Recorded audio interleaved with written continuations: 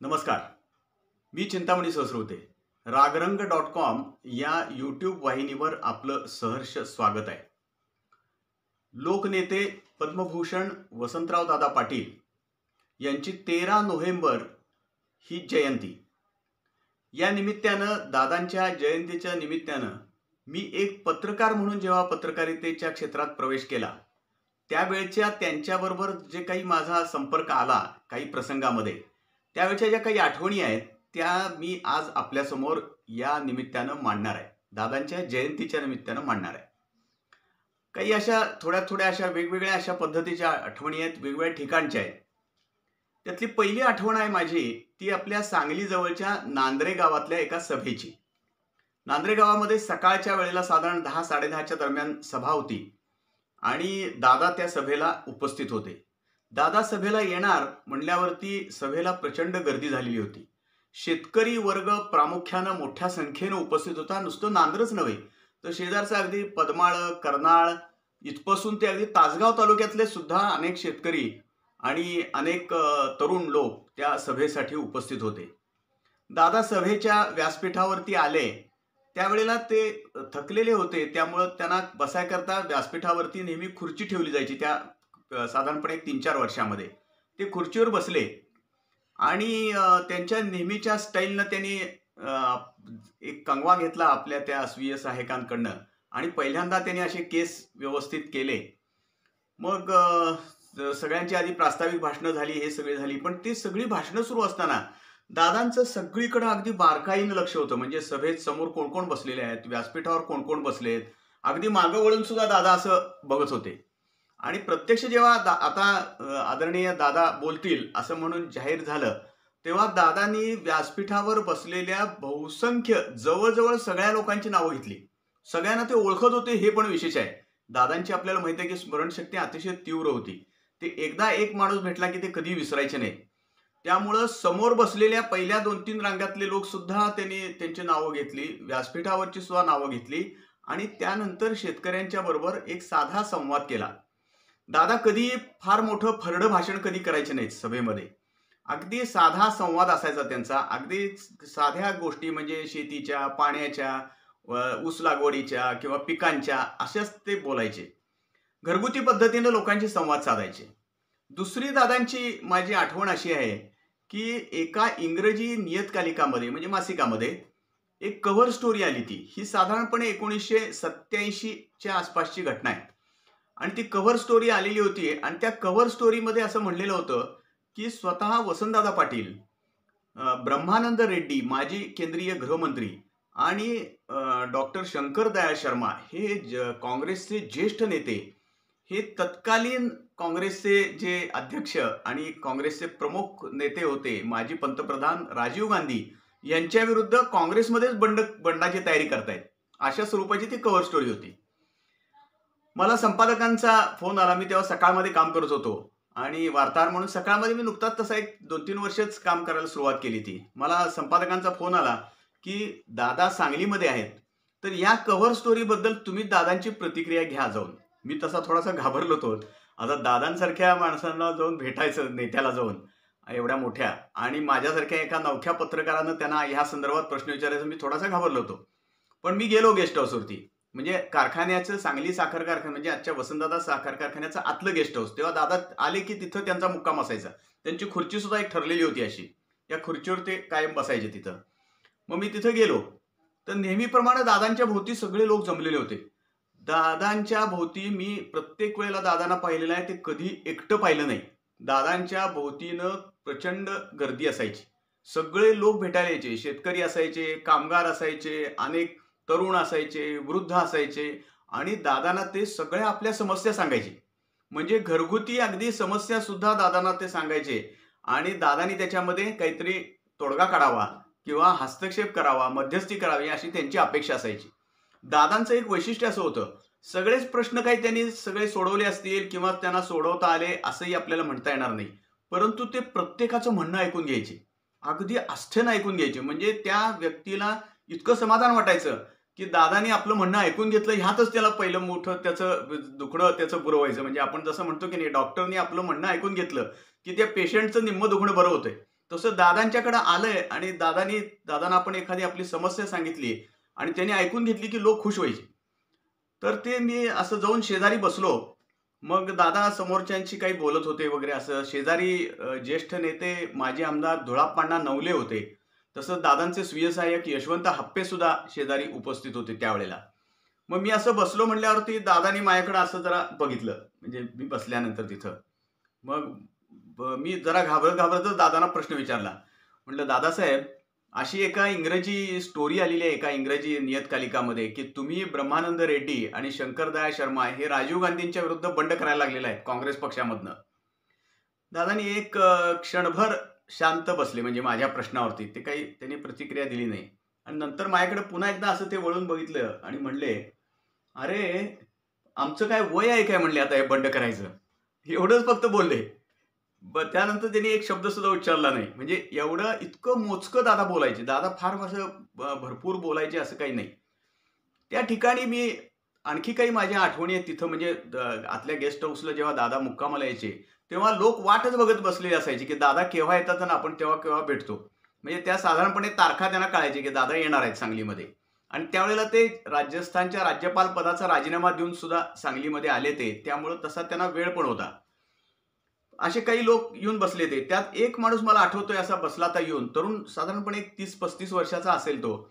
आणि तो हिंदीमध्ये दादांना आपली व्यथा सांगत होता. तो म्हणला, मैं ऐसा गया था, वैसा गया था, आणि माझ्यावर कोणीतरी करणी केली, माझ्यावर जादू केली, माझे सगळे पैसे लुबाडून नेले, मला काही समजलं नाही काय झालं ते, आणि मंत्र मारला माझ्यावरती वगैरे असं तो सांगत होता. दादा हे अत्यंत काय म्हणू आपण, पुरोगामी विचारांचे होते, लक्षात ठेवा. दादा असल्या गोष्टीवर अजिबात विश्वास ठेवायचे नाहीत. कारण मला जे माहित आहे त्याप्रमाणे दादानी त्याचं सगळं ऐकून घेतलं. ते म्हणले, ते काही मला तू सांगू नको, मला काय ते, माझा काय तसल्यावर विश्वास नाही, ते मंत्रबिंत्र असल्या याच्यावरती, तुला काही मदत पाहिजे का सांग. आणि त्यांनी त्याला अक्षरशः आपल्या ते बंडी घालूनच दादा असे बसलेले असायचे. त्या बंडीच्या खिशातनं त्यांनी काही पैसे काढले आणि त्याच्या हातात दिले. मग तो गेला निघून. तर दादा असे सगळ्यांना मदत द्यायचे. जे जे काही मदत मागायला म्हणून लोक यायचे त्यांना दादा अगदी खुलेपणाने लोकांच्या समोर मदत द्यायची. म्हणजे कसं देऊ, आज जाऊन देऊ, काय नाही. आणि दुसरं दादांचं वैशिष्ट्य असं की ते लोक जेव्हा लोक बसलेले असायचे तेव्हा त्यांच्या समोरच ते जेवायचे. म्हणजे त्यातही ते हायगे कधी करेल नाही त्यांनी. म्हणजे आज जाऊन ते जेवलेत किंवा असं काही नाही. म्हणजे त्यांचा व्यवहार सगळा असा दादांचा खुला असायचा. दुसरं मला दादांचं एक वैशिष्ट्य असं वाटलं की ते एखादे काही समस्या घेऊन कोण आलं तर ते स्वतः थेट त्या अधिकाऱ्याशी, त्या नेत्याशी, त्या मंत्र्याला फोन लावून स्वतः बोलायचे. हे विशेष आहे म्हणजे. आणि नाहीतर कसं आहे की नंतर बघतो, पीएकडे देऊन ठेवा, तुमचं काय निवेदन आहे ते, असं दादा कधी करायचे नाही. मला आठवतंय एक जण दादांच्याकडे आला आणि दादांना त्यानं काहीतरी समस्या सांगितली, काहीतरी महसूल असेल किंवा काहीतरी याच्या शेत जमिनी संबंधीची समस्या असेल कदाचित त्यांची. तर त्यांनी सगळे सांगितल्यावरती ते मिरजेच्या तहसीलदारांकडे काम होतं त्याचं. मग दादानी त्यांचं सगळं ऐकून घेतलं आणि मला वाटतं त्यावेळेला यशवंत हप्पे तिथं उपस्थित होते. यशवंत हप्पेंना म्हणले, यशवंत, जरा मिरजेच्या तहसीलदारांना फोन लाव. मग यशवंत हप्पेंनी मिरजेच्या तहसीलदारांना फोन लावला आणि दादा बोलतायत म्हणून त्यांना सांगितलं. मग दादानी फोन आपल्याकडे घेतला आणि फोनवरती दादानी असा घेतला फोन, मी वसंतराव पाटील बोलतोय. आणि मग तो कोण माणूस होता त्याचं नाव वगैरे त्यांनी सांगितलं. त्यांचं काम आहे, त्यांना पाठवतो तेवढं, त्यांचं बघा काय त्यात करता येते ते. तो माणूस एवढा खुश झाला आणि मला असं वाटतं की स्वतः मी वसंतराव पाटील बोलतोय असं म्हणल्यानंतर त्या तहसीलदारांना सुद्धा फार मोठेपणा वाटला असेल की दादा आपल्याबरोबर बोलले. इतकं दादांच्या बद्दल लोकांच्या मध्ये आस्था आणि आपलेपणा होता. तर दुसरी एक चांगली आमची आठवण अशी आहे की जेव्हा सांगलीमध्ये एक स्थानिक स्वराज्य संस्थेची निवडणूक चालली ती, म्हणजे स्थानिक स्वराज्य संस्थेची निवडणूक म्हणजे सांगली नगरपालिका, विटा नगरपालिका, मिरज नगरपालिका, जिल्हा परिषद सांगली, पण ह्या सगळ्या, आणि सातारा जिल्हा परिषद, सांगली सातारा स्थानिक स्वराज्य संस्था असा मतदारसंघ आहे. अजूनही आहे तो मतदारसंघ आजही आहे. तर त्या मतदारसंघातून राजाभाऊ जगदाळे, काँग्रेसचे ज्येष्ठ नेते, हे निवडणूक लढवत होते. आणि त्या मतदारसंघामध्ये काय परिस्थिती आहे एकूण काँग्रेसच्या दृष्टीनं, ते काँग्रेसच्या वतीनंच निवडणूक लढवत होते. मग आम्ही राजाभाऊंना म्हणलं की आम्ही जरा मतदारसंघात सगळ्यात फिरून येतो. म्हणजे महाबळेश्वर, फलटण, वाई, कराड, सातारा जिल्हा परिषद सगळीकडे आम्ही जाऊन येतो. आणि आम्ही गेलो, काही पत्रकार सांगलीतले, त्यावेळेचे तरुण पत्रकार सगळे. आम्ही महाबळेश्वरला जेव्हा गेलो, महाबळेश्वरला श्री क्षेत्र महाबळेश्वर नगरपालिका आहे. त्यावेळेस सुद्धा नगरपालिका होती ती, आणि तिथलं सुद्धा मतदान होतं ह्या स्थानिक स्वराज्य संस्थेच्या ह्याच्या तिथल्या नगरसेवकांचं.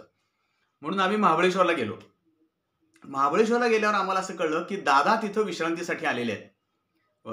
दादा वसंतदादा हे कळल्यानंतर आता आपण सांगलीतनं इथपर्यंत आलोय, दादा इथं आहेत आणि आपण भेटायचं नाही असं होणार नाही म्हणले. असं आपण काय आम्हाला ते पटेना. म्हणून आम्ही दादांना थोडंसं भीतच सगळेजण भेटायला गेलो तिथं. मग गेल्यानंतर दादानी पहिल्यांदा दादांना सांगितलं आम्ही की आम्ही असे सांगलीतले पत्रकार आहे. मग त्यांनी आमच्याकडे सगळ्यांच्याकडे असं नाव विचारलं, कुठला आहेस तू, काय आहे, सगळं चौकशी केली. मग पहिल्यांदा त्यांनी प्रश्न विचारला, साधारण ती 12:15ची वेळ असेल दुपारची. त्यांनी आम्हाला लगेच विचारलं की पोरानो तुम्ही जेवण करून आलाय का म्हणले. हे दादांचं दुसरं एक वैशिष्ट्य होतं. शेतकरी कुटुंबातनं दादा आलेले होते, लक्षात ठेवा.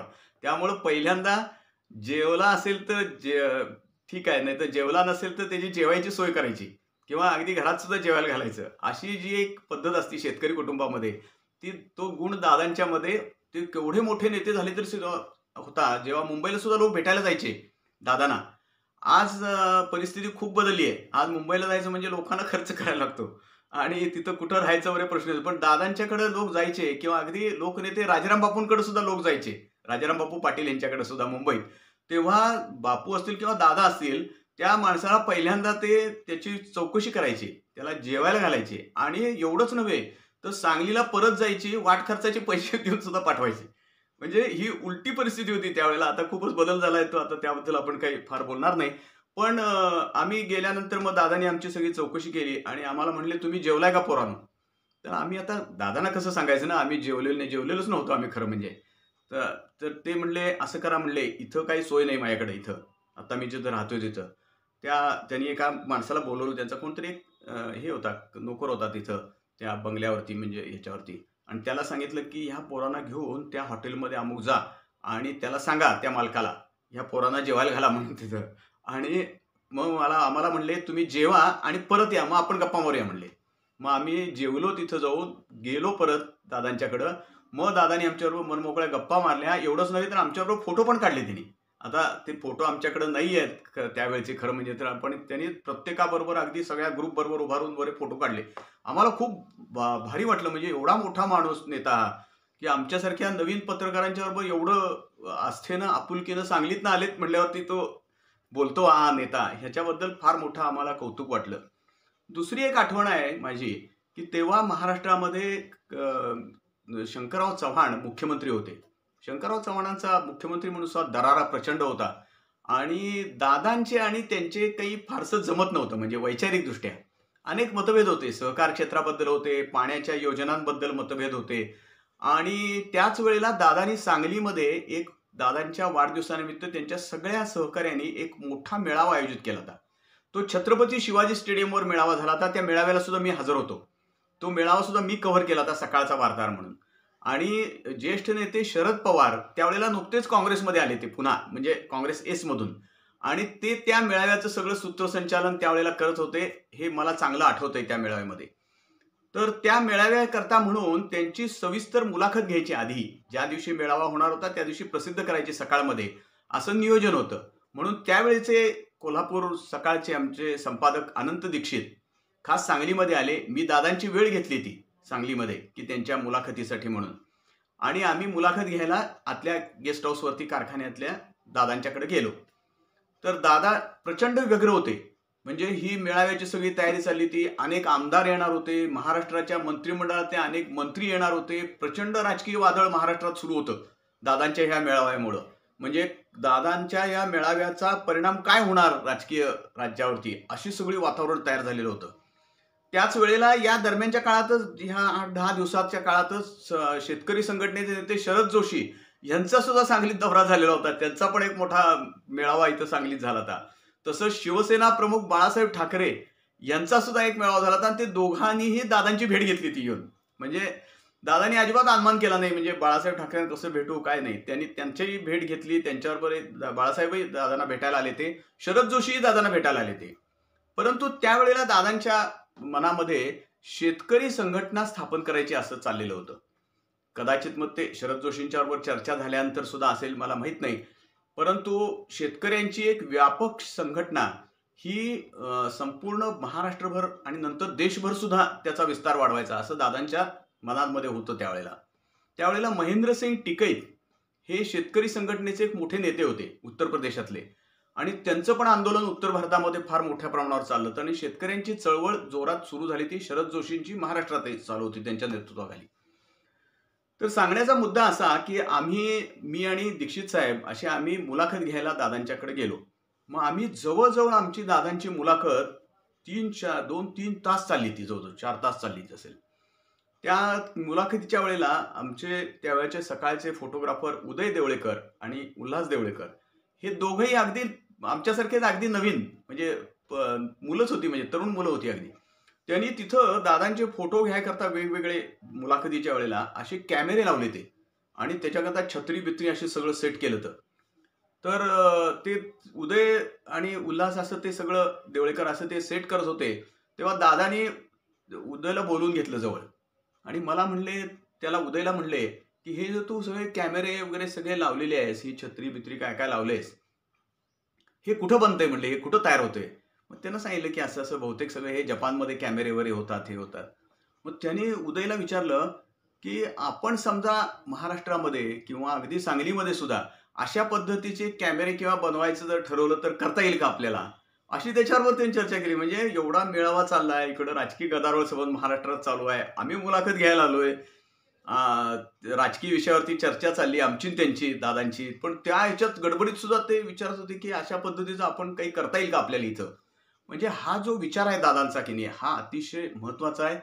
आणि माझा जो काही थोडाफार त्यांच्याशी संपर्क आला, मी काही फार काळ त्यांच्या संपर्कात होतो असं नाही, परंतु जो आला तो संपूर्ण लोकांमध्ये वावरणारा नेता, लोकांशी बोलणारा नेता, लोकांच्याबद्दल आस्था बाळगणारा, तळमळ बाळगणारा, लोकांच्याबद्दल प्रेम बाळगणारा नेता, अशीच दादांची प्रतिमा मला स्वतःला दिसलेली आहे.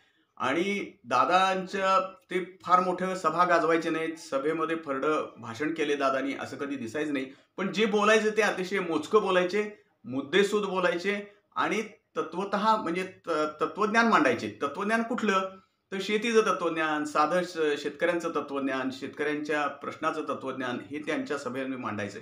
मला आठवतंय दादांनी त्यांनी जी शेतकरी संघटना स्थापन केली त्याच्या वतीनं त्यांनी एक मोर्चा सुद्धा काढला होता सांगलीमध्ये आणि माजी आमदार विठ्ठलदाजी पाटील, कवठेमहांकाळचे तेव्हाचे विठ्ठलदाजी पाटील आणि माजी आमदार संपतराव नाना माने ही सगळी नेते मंडळी काँग्रेसची त्या मोर्चामध्ये सहभागी झाली ती आणि दादांनी मोठा मोर्चा सुद्धा काढल्याचं मला आठवतंय. त्यावेळेला दादांच्या मनामध्ये शेतकरी संघटना मोठी करायचा फार विचार होता. शेतकऱ्यांचं हित हे त्यांच्या डोळ्यासमोर सातत्यानं असायचं, शेतकऱ्यांच्या बद्दलच ते सतत बोलायचे.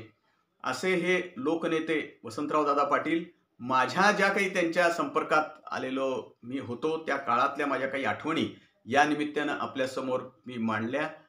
आपण आमचं हे ragrang.com ही जी YouTube वाहिनी आहे ही आपण लाईक करा, शेअर करा आणि सबस्क्राईब करा. धन्यवाद.